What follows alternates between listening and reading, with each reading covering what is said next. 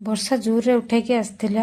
ଏଠି ମୁଁ ଛତା ନେଇକି କାମକୁ ବାହାରିଥିଲି। କର୍ମକ୍ଷେତ୍ରକୁ ଯିବୁ ମାନେ ତ ନିଜ ଅସ୍ତ୍ରଶସ୍ତ୍ର ଧରିକି ଯିବାକୁ ପଡ଼ିବ। କାମ ସାରିକି ଫେରୁ ଫେରୁ ସନ୍ଧ୍ୟା। ପାର୍କିଂ ଏରିଆରେ ଯାଉଥିଲି ତ କାହିଁକି ନା ଏପଟେ ମେନ୍ ଗେଟ୍ ବାଟରେ ମୁଁ ଯାଉଥିଲି ଡ୍ୟୁଟି ସରି ଡିମାଣ୍ଡ ଯିବାର ଥିଲା।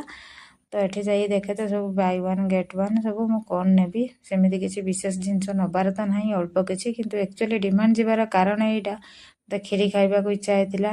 କ୍ଷୀର ଥିଲାନି କି ଚିନି ବି ଥିଲାନି। ଯେହେତୁ ଗାଁରୁ ଆସୁଛୁ ସବୁ ଜିନିଷ ସରିଯାଇଛି ତ ମୁଁ ଏକୁଟିଆ ଯାଇଥିଲି। ବାବୁ କହିଲେ ଅଳ୍ପ କିଛି ଜିନିଷ ନେଇକି ପଳେଇ ଆସିବୁ, ନିଜେ ଟେକିକି ଆଣିପାରିବୁନି ତ ମୁଁ ଗଲେ ପରେ କେତେବେଳେ ସବୁ ଆଣିବା। ସେଥିପାଇଁ ଅଳ୍ପ କିଛି କିଛି ଜିନିଷ, ତ ଅଳ୍ପ ବୋଲି କ'ଣ ବହୁତ ଜିନିଷ ନେଇଯାଇଛି ମୁଁ।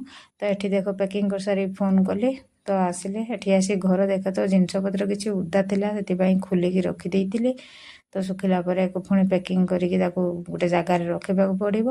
ତ ଏଠି ସବୁ ଏଇଆ। ମ୍ୟାଗି ତ ନିଶ୍ଚୟ ଆସିବ ଘରକୁ। ତ ତାପରେ ଏସବୁ ଜିନିଷ ପତ୍ର ଚୁଡ଼ା, କ୍ଷୀର